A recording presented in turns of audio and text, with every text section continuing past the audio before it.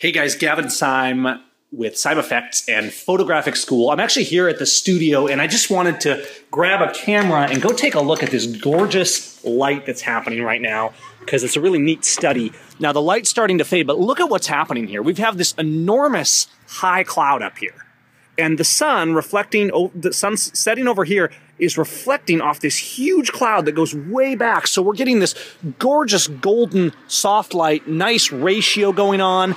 And it's been happening for a few minutes. It's getting more and more intense as we go along. But beautiful light coming here.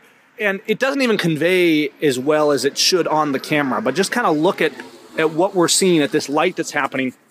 Here's the thing about light like this and why this is so cool. When you have an understanding of light and the fundamentals of light, and we look for light that works good in camera. It doesn't matter if you're making a landscape or a portrait or whatever.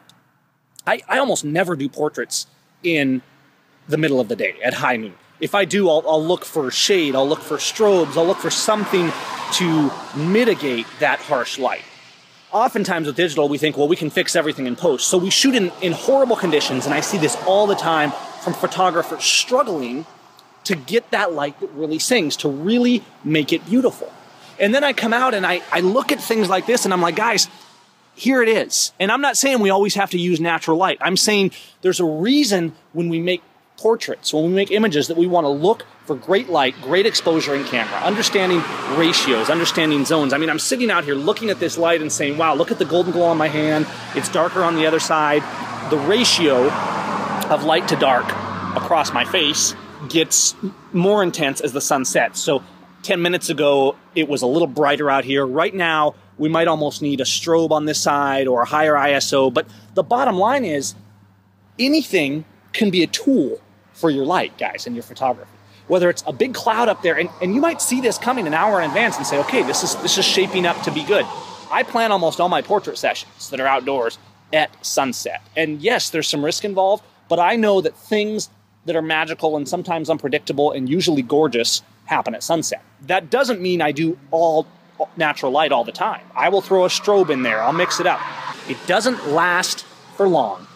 But if we know what we're looking for, if we're watching every situation we're in, you know, it might be a boulder being used as a reflector, or a guy in a t-shirt, or it might be a big cloud coming in, or it might be thinking, okay, I'm gonna have to put a strobe in there.